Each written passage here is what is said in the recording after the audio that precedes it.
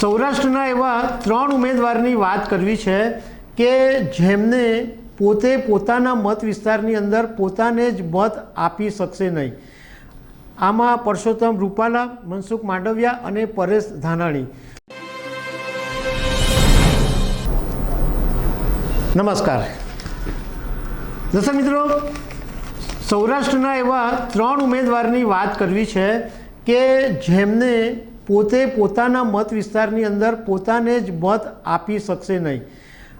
આમાં પરસોત્તમ રૂપાલા, મનસુખ માંડવિયા અને પરેશ ધાનાણી। તો એના વિશે હું તમારી સાથે વાત કરીશ। મારું નામ રાજેશ શાહ છે અને તમે જોઈ રહ્યા છો ખબરછે.com। હવે રૂપાલા, માંડવિયા અને ધાનાણી આ એમને વિસ્તારમાં કેમ વોટ નહીં આપી શકે એના વિશે વાત કરતાં પહેલાં આ ત્રણેય ઉમેદવારો વિશે સંક્ષિપ્તમાં તમને જણાવી દઈએ તો પરસોત્તમ રૂપાલા ભાજપના રાજ્યસભા સાંસદ અને કેન્દ્રીય મંત્રી છે અને ભારતીય જનતા પાર્ટીએ આ વખતે રાજકોટમાંથી મોહન કુંડારિયાની ટિકિટ કાપીને પરસોત્તમ રૂપાલાને ટિકિટ આપેલી અને પરસોત્તમ રૂપાલાએ રાજકોટની અંદર એક નિવેદન એવું આપ્યું કે જેને કારણે ક્ષત્રિય સમાજની અંદર રોષ ઊભો થયો અને ક્ષત્રિય સમાજ ગુસ્સે ભરાયો। એને કારણે આખા ગુજરાતના સમીકરણની અંદર બદલાવ આવી ગયો છે। રૂપાલા 72 વર્ષના છે અને BSc BEd ભણેલા છે। એમણે 16 એપ્રિલે ફોર્મ ભર્યું છે।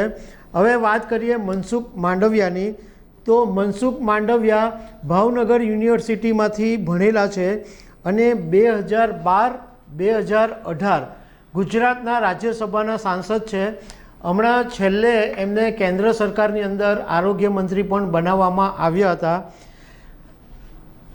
માંડવિયાનો એક રેકોર્ડ એવો છે કે 28 વર્ષની ઉંમરે સૌથી નાની વયના ધારાસભ્ય બનેલા અને 2002માં જ્યારે વિધાનસભાની ચૂંટણી હતી ત્યારે માંડવિયા પાલીતાણા બેઠક ઉપરથી જીતેલા। મનસુખ માંડવિયા માટે એવું કહેવાય છે કે બહુ વિનમ્ર અને લો પ્રોફાઇલ નેતા છે, બહુ વધારે વાત નથી કરતા, પણ 2004માં એમણે 145 કિલોમીટરની પદયાત્રા કરી હતી કન્યા કેળવણી માટે અને એ પછી માંડવિયા સૌથી વધારે ચર્ચામાં આવ્યા હતા।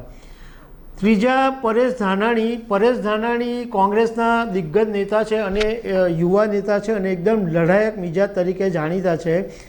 આ વખતે રાજકોટ બેઠક ઉપરથી રૂપાલાની સામે ધાનાણીએ પહેલાં લડવાની ના પાડી દીધી હતી, પરંતુ જ્યારે ક્ષત્રિય સમાજની આખો વિવાદ ઊભો થયો ત્યારે સમીકરણો બદલાયા અને કોંગ્રેસને એમ લાગ્યું કે આપણે આનો લાભ લઈ શકીએ એમ છે, એટલે પરેશ ધાનાણીને સમજાવીને રાજકોટ બેઠક ઉપરથી મેદાનમાં ઉતારવામાં આવ્યા।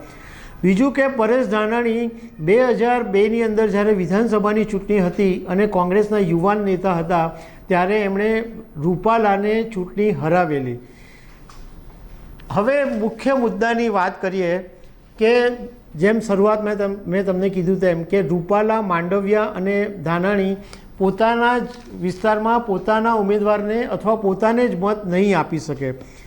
તો વાત એમ છે કે પરસોત્તમ રૂપાલા છે એ મૂળ અમરેલીના વતની છે અને રાજકોટથી ચૂંટણી લડી રહ્યા છે, એટલે પોતાનો મત આપી શકશે નહીં અથવા બીજા કોઈને આપવો પડશે।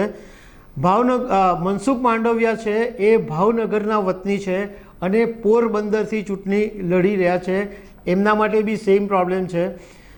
પરેશ ધાનાણી મૂળ અમરેલીના વતની છે અને રાજકોટના ઉમેદવાર છે, એટલે